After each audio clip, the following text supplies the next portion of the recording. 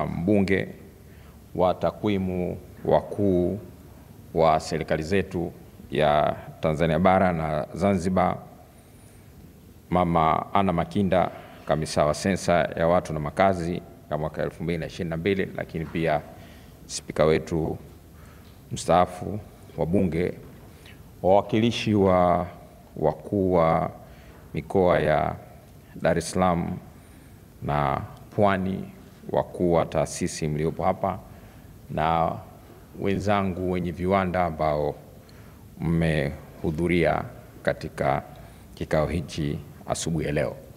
Kwanza nianze kwa kumshukuru Mwenyezi Mungu ambaye ametujalia afya na wasaa wa kuweza kukutana hapa asubuhi ya leo.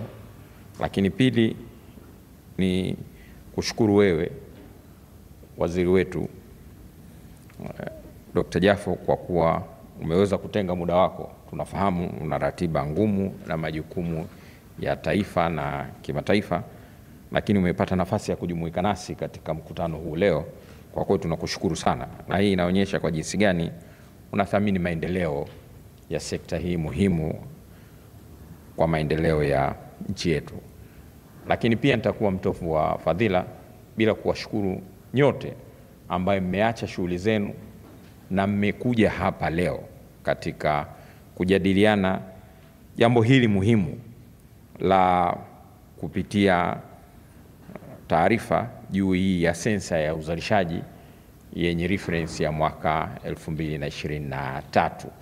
Nadhani kama ambavyo amezungumza mtakwimu mkuu wa serikali ya Tanzania hapa bara, Dr. Msengo hapa, kwamba takwimu ni muhimu katika kufanya maamuzi na mipango, sio tu kwa serikali, hata sisi watu wa sekta binafsi pale ambapo tunaweka projection na mipango yetu huwa tunategemea takwimu. Sasa kwa niaba ya Shirikisho la Wenye Viwanda Tanzania CTI, ambao wenye viwanda kwa kweli tunawaahidi tutaendeleza ushirikiano ambao tumekuwa tunaupatia nyinyi kwenye utendaji wenu wa kazi kila siku, lakini pia tuna special interest ya takwimu hii kwa sababu pia inatoa nafasi ya kupata picha halisi ya sekta ya viwanda hapa nchini. Kwa hiyo langu kubwa ni hilo kwa kweli, kwamba tunawaahidi kama ambavyo tumekuwa tunafanya hivyo, kwa sababu pengine wengine hawafahamu, lakini kwa ni zoezi endelevu.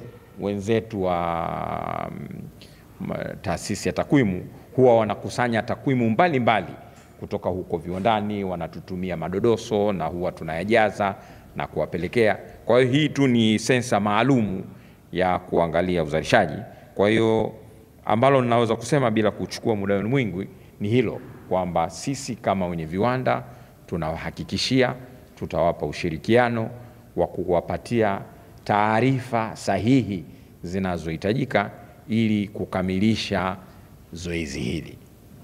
Nadhani baada ya haya machache na uhakika huo, nisingependa kutumia muda mwingi kutoa salamu zangu. Zilikuwa ni kutoa salamu tu, niwatakie majadiliano mema na mkutano mwema. Asanteni sana.